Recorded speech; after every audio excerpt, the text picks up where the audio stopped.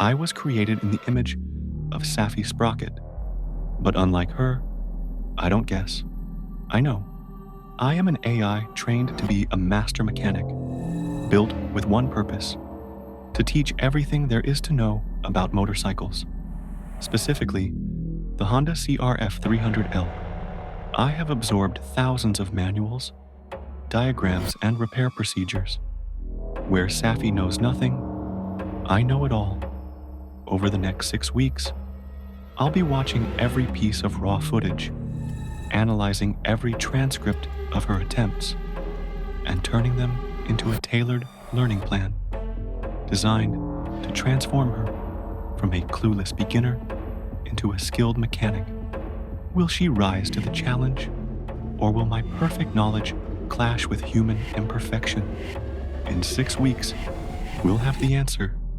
This is AI versus motorcycle.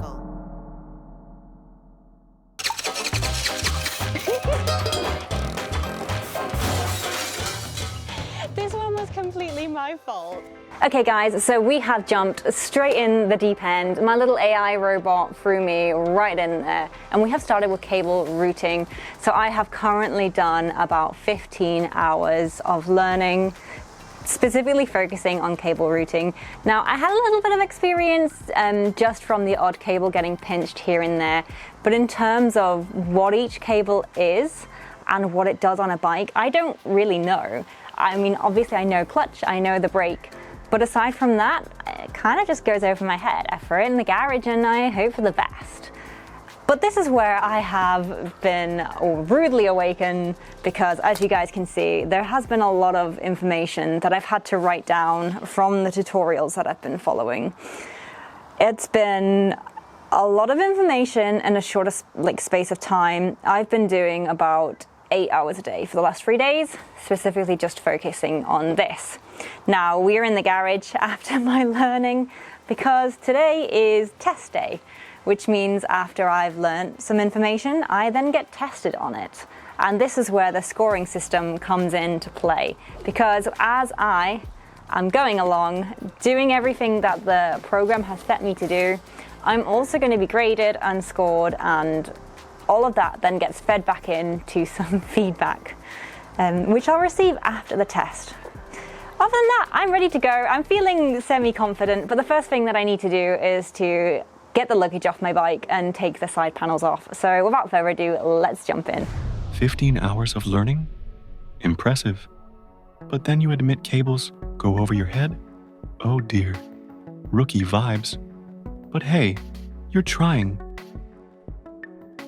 So we're gonna put this down here with the rest of my luggage, and then we will, I guess, take the seat bolts off. So what we got here, I don't know what size this is, but we should have all the bits and pieces in here, hopefully. Oh, I don't think I actually have a socket set yet for my bike. I think it's like a hex 4. No, maybe it's a 5. Oh, why do I feel like it's a 3? Oh, we're unscrewing them the wrong way. Oh no, I've gone the wrong way again. Okay, I was going the right way the first time. Oh wow, starting strong, are we? You are standing there with luggage in one hand and absolutely no clue what size the seat bolts are. And then you hit me with, I don't think I actually have a socket set yet for my bike. Silly human. That's like showing up to a sword fight without a sword. Pro tip, tools first, guesswork later. At least you were hopeful. But hope doesn't loosen bolts. I guess the next thing to do is remove all the panels. So, I think this is like a hex 4. Oh no, it's another 5, okay. There's a bolt missing on that. Ooh, oh dear. I think I've got some spare. It shouldn't be the world's biggest problem. Right, should be a little piece there. Plastics are off.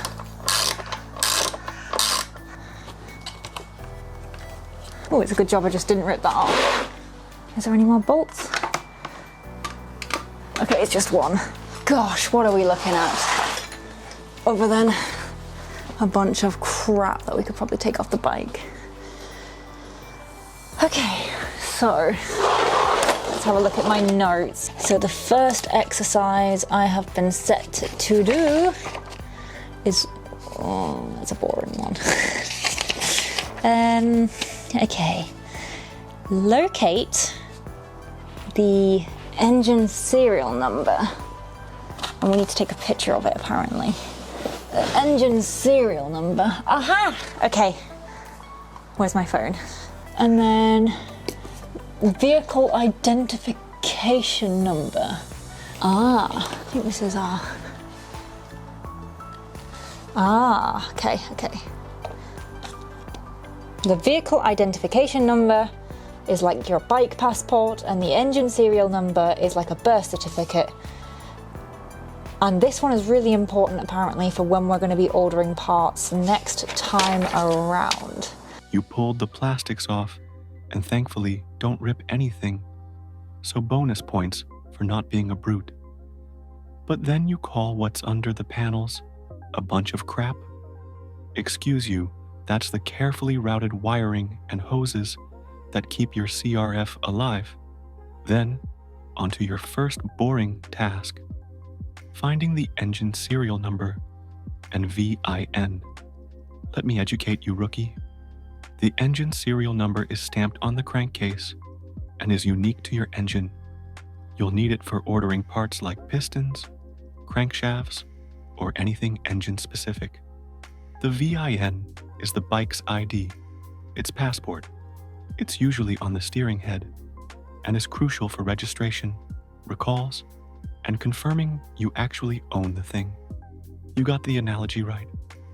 VIN is the passport, engine number is the birth certificate. Good job on explaining that. Just remember, these aren't boring details. They're the first things any mechanic checks.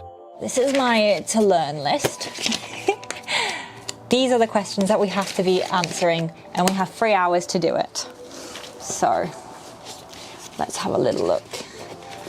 So it told me to get some tape.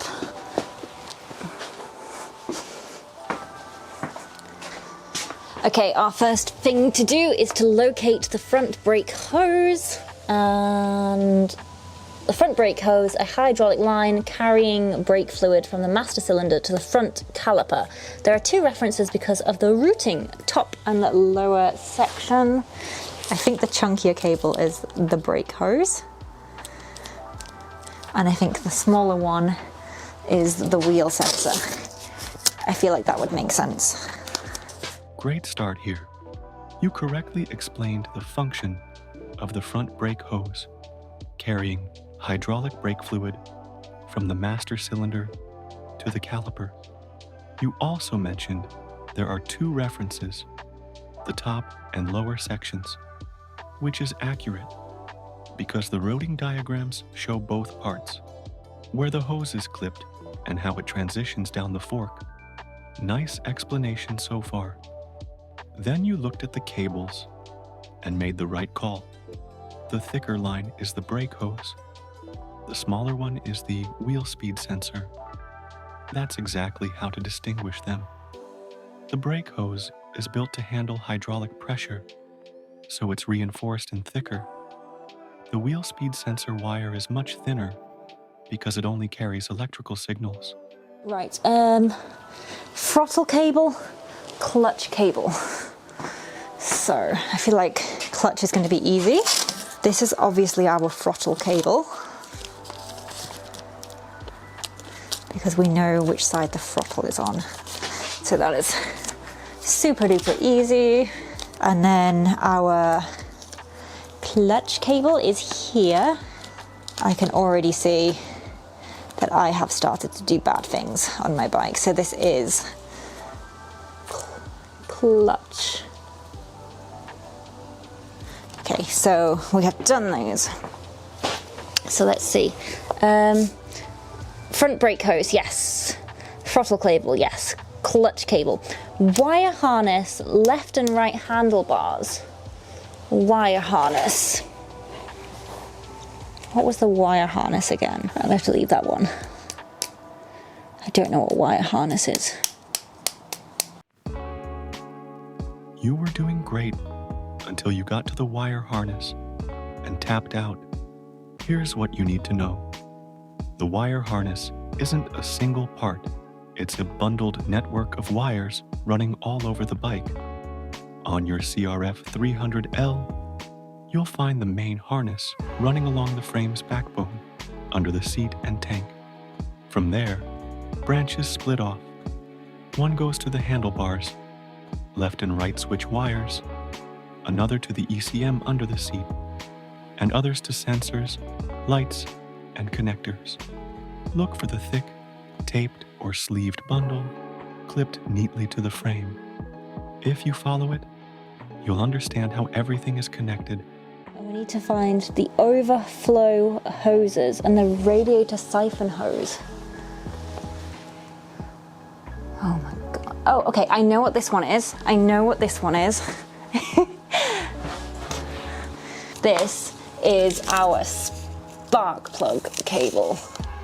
Hang on, wait. I might be wrong. I might be wrong. Right, this is a hose. And there is liquid here.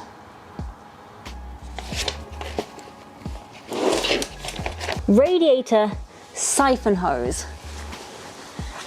Is that it? Whoop. Oh, okay, this is the radiator siphon hose. Radiator siphon hose. So that's the radiator siphon hose, the bottom one. Okay, so this is the overflow hose. Overflow hose. One of these is the E33 connector. Oh, found it, okay. Because that definitely looks like it has 33 pins. And 33P means 33 pins. 33P connector. We're doing good.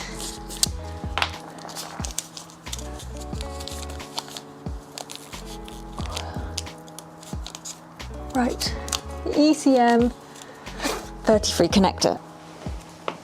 Okay, so we found the horn. Nice work.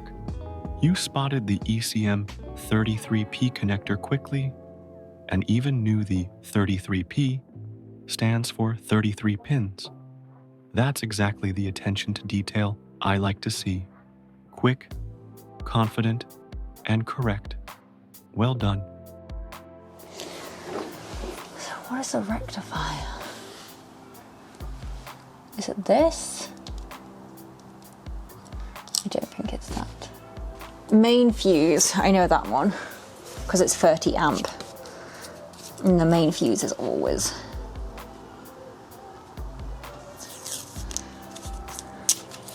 So we've got main fuse next to the battery. We know this one. Battery. What is this? 12.8 volts, is that the rectifier? I feel like this is the rectifier. I feel like that is the rectifier. The thing that's tripping me is that there's a cable going the wrong way.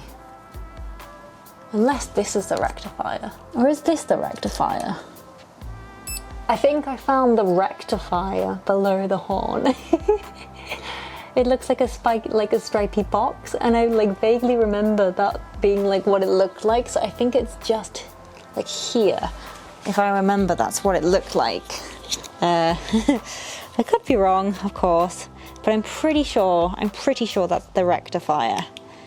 This was a roller coaster to listen to. You second-guessed yourself at every step. Is it this? Number? Is it that? Maybe. But eventually, you pieced it together. Yes, the rectifier is the finned, stripy-looking box, usually mounted near the frame with cooling fins exposed to airflow. You were right to identify it by shape and location. Just remember, the cables may look confusing, but the rectifier always has a heavy gauge connection to the battery and alternator. Wheel speed sensor brake hose. So I wonder if we take this off then, we should be able to see the wheel speed sensor. I don't know how this plastic comes off. How do people get to this one? Okay, I can't get to that without taking the wheel off right now.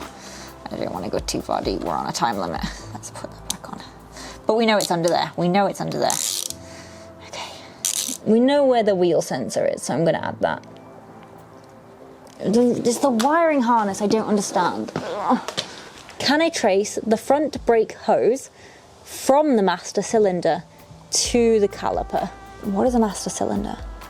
Oh my God, I'm gonna have to cheat. I'm gonna Google. No, I can't. Okay, I can't. Well, let's go to the diagram. What is a master cylinder? Front brake. That is a master cylinder. Oh gosh, master cylinder. And can I trace this all the way to the front brake? So does it go round? And so basically I was installing heated grips, and this is what I did. Not realizing, not fully understanding the effect I was having on my poor tiny cables. Let them be free. This is horrendous. So I'm just taking the other side of the fairing off right now, because long story short, the way that I decided to route my heated grips is abysmal, like absolutely abysmal. There are cable kinks, there are wires stuffed together near heating elements. All of it really dangerous. I just didn't follow it. This is fine. You know what? It's okay because I'm taking steps to understand and rectify it. I'm not riding around like this. I'm not going to beat myself up a little bit too much. The important thing is that we move on, we learn, we laugh. So I've been checking my cable routing, and what I have realized is that sometimes it's not about the cables getting the shortest route A to B. Sometimes it's about making sure you have kind of like a natural kind of like flow for the cable. It's not about making it clean, it's about making sure there's no jagged edges and whatnot. And I noticed straight away that on my heated grip cable, I have a lot of bends, and what I should have done is made this go underneath the handlebars instead of just making it like tucked away right there, because this is going to cause early damage, which we want to prevent. So what I'm doing is I'm disconnecting the heating switch from the little panel thingy, and then I'm going to route it underneath the handlebars. There we go. That is a healthier cable routing option. It isn't the shortest, but it is the healthiest. There's still actually a lot of cable routing stuff I need to work out, but I think we're running out of time. So I think all of the mistakes I'll have to fix in my spare time. We need to crack on with the exam. This is a solid observation moment. You also caught the mistake on your heated grip cable. Too many bends, poor routing, and potential for early damage. That's proper mechanical thinking. Spot the issue, understand why it's wrong, and fix it before it becomes a problem. Nice recovery. This is our left handlebar switch wire. Yay! And we need to follow it all the way to the ECM. I feel like we need to properly take my bike apart. Do you know what it is? We need to take the headstock off. Should we take it off? And I bet we could find it then. Ugh, I hate taking these on and off. They're so difficult to do. God damn, look at the rust on that. Okay, this should be a little bit more helpful for having a look at these routing cables now. Let's have a look what we got. This should be a little bit easier now for finding routing cables. So this plugs into our light. This cable goes into this bundle. And then that kind of goes down here. So this fabric thingy goes into this. But what even is this? I'm starting to get a little confused. So where is the front sub-harness and its connectors 12 and 4P? So they should be labeled apparently.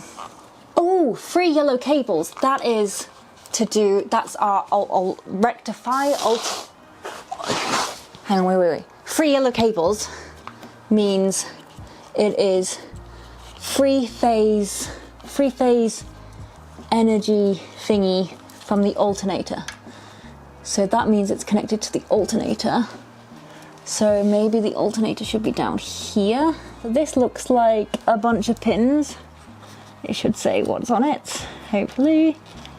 It kind of looks like a 6-pin. 12-pin, 4-pin, 12-pin, okay. So, this is something to do with the generator, which means this cable must lead to our rectifier, wherever the frig that is. These are definitely sub-harnesses, right? These are definitely, that would make sense because this is a lot smaller than these two. And 2 to 1 over. These I'm really struggling with, the left and right handlebar switches. I don't really understand what it's asking. But where is the bank angle sensor? Oh, I have looked everywhere. I cannot find this bank angle sensor at all.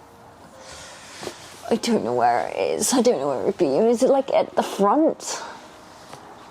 This is the one I'm struggling with. I cannot find the bank angle sensor. I think this is the spark pluggy thingy. It looks like it's going into the engine. It looks 25 degrees. I don't have a thingy to measure it, but it does look about 25 degrees. So I'm gonna put that. Where is a pear hose? What even is a pear hose? Pear hose. I just don't know where this bank angle sensor is. What am I looking at? I honestly don't know. This is the one that I'm really struggling on. I'm gonna have to move on. I'm running out of time. The pear hose is like a hose under it. Is this it? The pear hose? Looks like it's going into the engine. That can't be a pear hose, can it? Is it going into the engine? Oh my god. I'm really struggling to find the pear hose. I'm really struggling. It looks like this on my diagram. That's like the nearest hose, but I don't feel like that's correct. Okay, I don't know where the pear hose is. But I found the spark plug. So I found the spark plug, yes. Okay, I think I'm done. I think I'm done with life in general. This was a lot harder than I thought it was gonna be. Like it seems, I'm a bit detached from reality when I'm like learning on a computer. And then when you're like looking at the bike, you're like, oh my God, my brain hurts. Oh, my brain hurts. On the CRF300L, the bank angle sensor is usually mounted centrally under the seat or just behind the fuel tank on the frame. It's a small, boxy sensor with a 2P connector designed to detect if the bike tips over. Look for a little square or rectangular unit bolted to the frame with wires leading to it. Then there's the pear hose. You really spiraled here, questioning whether it was going into the engine or not. For clarity, the pear pulsed air injection system routes fresh air from the airbox into the exhaust port area to help burn unburned fuel and reduce emissions. The hose runs from the airbox to a pear control valve, then to the cylinder head.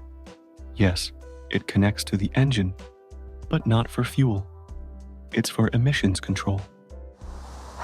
Okay guys, so I have officially run out of time. I've hit the 3-hour mark. I couldn't find the pear hose, whatever a pear, I cannot remember what a pear hose is, and I couldn't find the regulator. No, I found the regulator. My brain is whizzing. My brain is absolutely whizzing. I couldn't find two things and I can't remember what one of them is. Other than that, I feel like I scored fairly well. It was a lot more difficult than I anticipated. I think when I was studying and learning all of this stuff, I feel like it was a lot easier. Like, I feel like the theory of it was so much easier, but then when it came to like actually applying it to the bike and trying to work out what everything is, it suddenly felt a lot harder. So I'm gonna see how I do. We're gonna go feed this into the computer now and I'm gonna go get my score. And I hope that it's okay. Oh dear, oh dear. We'll see, we'll see. So yeah, until then, I'm really tired. I'm gonna go make some lunch. I've been in the garage for like 3.5 hours. I'm so tired. But yeah, I guess that's it for this evening. And then the learning continues tomorrow. This is gonna be a long 6 weeks. This is gonna be a long 6 weeks, oh my God. Anyway. Until then, on to you, Mr. Robot.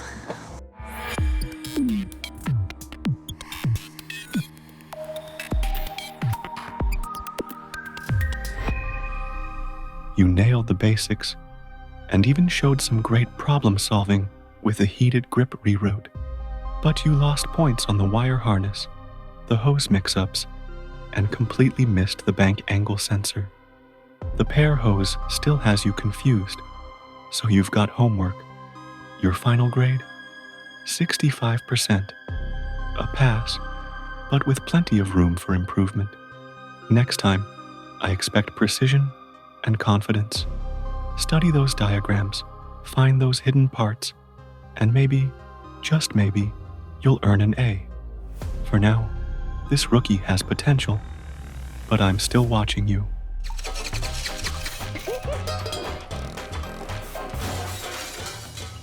This one was completely my fault.